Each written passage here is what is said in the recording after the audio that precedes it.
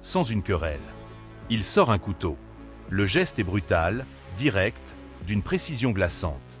La lame s'abat sur elle, et le silence de routine explose en cris de panique. Le développement de l'événement est chaotique. Les passagers se lèvent, certains tentent de fuir vers l'autre bout du wagon, d'autres figent sur place. Des témoins affirment que l'attaque a été si rapide qu'Irina n'a pas eu le temps de se défendre ni même de comprendre ce qui se passait. Le sang tache les sièges, la peur envahit l'espace confiné. En quelques secondes, ce train ordinaire devient un cauchemar collectif. Et pourtant, ce qui choque le plus, c'est l'absence de raison. Les policiers, arrivés rapidement sur les lieux, confirmeront aucun échange préalable, aucune altercation, aucun lien connu entre la victime et l'assaillant. Ce mystère devient aussitôt le cœur des spéculations. Pourquoi elle? Pourquoi à ce moment précis? Était-elle choisie au hasard? Était-ce un crime motivé par une haine cachée? Par un délire? Par une rage intérieure qui cherchait une cible? Le scandale éclate immédiatement dans les médias locaux. Les journaux titrent sur une réfugiée ukrainienne assassinée sans motif dans un train de Charlotte. Certains dénoncent la vulnérabilité des réfugiés dans une société américaine où la violence des armes blanches et des armes à feu semble incontrôlable. D'autres insinuent, sans preuve, que l'agresseur aurait pu nourrir une rancune raciale ou politique. Les réseaux sociaux s'enflamment. Entre la compassion pour Irina et les débats enflammés sur la sécurité publique, chacun y projette ses propres angoisses. Dans les jours qui suivent, la rumeur enfle. On parle d'un agresseur souffrant de troubles mentaux, d'un homme déjà connu de la police, voire d'un individu inspiré par des idéologies extrêmes. Rien n'est confirmé, mais chaque hypothèse nourrit le climat de peur. Les voisins d'Irina décrivent une jeune femme douce, travailleuse, qui parlait peu mais souriait toujours. L'idée qu'une personne aussi vulnérable, ayant survécu à la guerre, ait trouvé la mort dans une scène aussi absurde, choque profondément l'opinion. Le conflit interne naît au sein de la communauté ukrainienne de Charlotte. Certains estiment que les autorités n'ont pas fait assez pour protéger les réfugiés, d'autres redoutent que cet événement alimente des discours hostiles à leur présence aux États-Unis. La tragédie d'Irina devient un fardeau collectif, un symbole douloureux. Puis vient l'événement inattendu. Lors de l'audience préliminaire, l'assaillant, un homme de 32 ans, reste de marbre. Pas d'excuses, pas de justification claire. Simplement un regard vide, comme si le meurtre d'Irina n'avait pour lui aucune signification. Cette absence d'explication renforce le caractère glaçant de l'affaire. Comment accepter une mort qui ne s'explique pas? Comment faire le deuil d'une vie arrachée sans raison? Le point culminant de ce drame est atteint lors des funerals. Dans une petite église de Charlotte, entourée de quelques proches et de membres de la communauté ukrainienne, le cercueil d'Irina est recouvert d'un voile bleu et jaune. Des chants traditionnels résonnent, apportant un parfum d'Ukraine dans ce coin d'Amérique. Les larmes coulent, non seulement pour la jeune femme disparue, mais aussi pour l'absurdité de sa fin. La presse capte ce moment, et l'image d'un cercueil modeste devient virale. Le symbole d'une guerre qui ne tue pas seulement sur le champ de bataille, mais jusque dans l'exil. Les conséquences dépassent la simple tragédie personnelle. Pour beaucoup, Irina est devenue un nom gravé dans la conscience collective, un rappel que la violence n'épargne personne.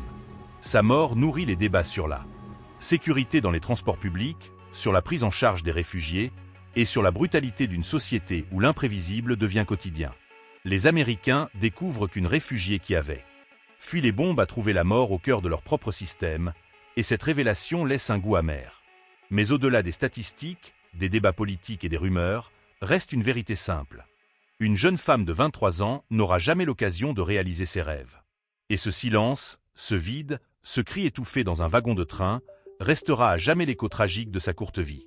Le meurtre d'Irina Zarutska n'est pas seulement une tragédie, c'est une plaie ouverte dans la conscience d'une communauté déjà fragile. Les jours qui suivent. L'attaque plonge Charlotte dans une atmosphère lourde, saturée de questions sans réponse. Les médias diffusent en boucle les images du train, les témoignages des passagers choqués, les visages en pleurs de la petite communauté ukrainienne. Mais derrière ces récits, une vérité plus sombre émerge, une vérité que peu veulent affronter. Irina n'a jamais trouvé la paix qu'elle cherchait, et sa mort met en lumière des fractures invisibles. L'événement. La police révèle que l'agresseur, identifié comme un homme de 32 ans, avait déjà eu des démêlés avec la justice. Petits délits, comportements erratiques, soupçons de troubles psychiatriques jamais correctement pris en charge. Une bombe à retardement social qui a explosé au hasard sur la vie d'Irina.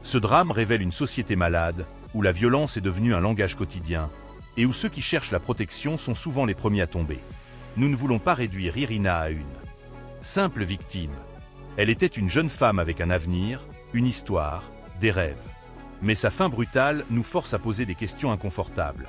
Quelle valeur une vie humaine a-t-elle? Aujourd'hui, dans un monde saturé de conflits, de haine et d'indifférence, est-ce que le fait d'avoir survécu à une guerre ne mérite pas, au minimum, la promesse d'une sécurité retrouvée? Notre chaîne croit que l'affaire d'Irina Zarutska est un symbole. Un symbole des contradictions de l'Amérique moderne. D'un côté, une terre d'accueil et de liberté. De l'autre, un pays où la violence aveugle surgit jusque dans les espaces les plus ordinaires. Le Light Rail de Charlotte aurait dû être un lieu banal de routine quotidienne. Il est devenu le théâtre d'un cauchemar. Nous pensons aussi que son histoire révèle l'injustice d'un système qui abandonne ses maillons les plus faibles.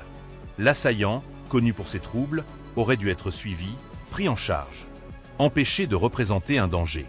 Mais le système a failli, et Irina en a payé le prix ultime. Voilà peut-être la vérité la plus insupportable. Cette mort n'était pas seulement absurde, elle était évitable. Et puis, il y a cette dimension plus intime, presque philosophique. Irina avait fui la guerre en croyant échapper au chaos. Mais le chaos l'a rattrapée. Qu'est-ce que cela nous dit? Que la violence n'a pas de frontières. Que le mal, qu'il soit politique, idéologique ou simplement insensé, se faufile partout. Dans le style de Mythes et Secrets, nous devons aussi poser une question au public. Que retenez-vous de cette histoire? Est-ce un avertissement, une tragédie isolée, ou le signe que notre époque est marquée par une perte totale de sens? Notre opinion est teintée d'indignation, mais aussi de mélancolie. Indignation face à l'injustice d'un crime qui aurait pu être empêché. Mélancolie face à la beauté fragile d'une vie interrompue trop tôt. Nous pensons qu'Irina ne doit pas être oubliée, qu'elle doit incarner une mémoire collective. Parce que dans chaque histoire dramatique, il y a une vérité plus large, celle de notre incapacité à protéger les plus vulnérables et de notre devoir de ne pas fermer les yeux. Et vous, spectateurs, que ressentez-vous face à l'histoire d'Irina Zarutska? Est-ce une peur, une révolte, une tristesse, ou simplement une résignation devant l'absurdité du monde? Votre regard, vos impressions, vos larmes ou votre silence sont peut-être la seule justice qu'elle recevra encore. Il y a des histoires qui ne devraient jamais exister. Et pourtant, celle d'Irina Zarutska s'inscrit désormais dans notre mémoire comme une cicatrice silencieuse. 23 ans à peine. Une vie marquée par la fuite, l'exil et l'espoir d'un renouveau. Elle pensait avoir laissé derrière elle le chaos des bombardements, les sirènes de guerre, les nuits passées à attendre un lendemain incertain. Mais ce lendemain, dans une rame de train en Caroline du Nord, ne fut pas celui de la Renaissance, ce fut celui de la fin. Ce qui bouleverse le plus, ce n'est pas seulement la brutalité de son destin, mais aussi l'ironie tragique de son parcours. Elle avait traversé l'Europe, franchi les frontières, survécu aux épreuves que beaucoup n'auraient pas supportées. Elle avait cru à la promesse de l'Amérique, cette terre où l'on recommence tout, où l'on bâtit une nouvelle vie. Mais dans ce pays de liberté, c'est une lame anonyme qui l'a réduite au silence. Souvenons-nous d'elle non. Pas comme d'un simple fait divers, mais comme d'une jeune femme qui cherchait à aimer, à apprendre, à vivre. Ses carnets intimes, ses confidences discrètes, ses sourires timides lors des réunions de la communauté ukrainienne. Tout cela témoigne d'une vie douce, fragile, mais profondément humaine. Ce sont ces détails, minuscules mais précieux, qui constituent son véritable héritage. En racontant son histoire, nous ne faisons pas qu'évoquer une tragédie, nous réveillons aussi une vérité longtemps cachée. La vérité que l'exil n'efface pas la douleur, que la promesse d'un refuge peut se briser et que parfois, même les survivants ne trouvent jamais vraiment la paix. Mais en la partageant, en posant des mots sur ses derniers instants, nous lui rendons au moins ce que la violence lui a arraché, une mémoire. Alors, lorsque vous entendrez le bruit d'un train ou le silence pesant d'une rame en mouvement, souvenez-vous d'Irina. Derrière ces sièges banals, derrière ces vitres où défilent des paysages anonymes, il y a eu une histoire, une vie, un drame qui ne s'effacera jamais. Il y a des histoires qui n'ont jamais été racontées. Mais maintenant, vous les connaissez.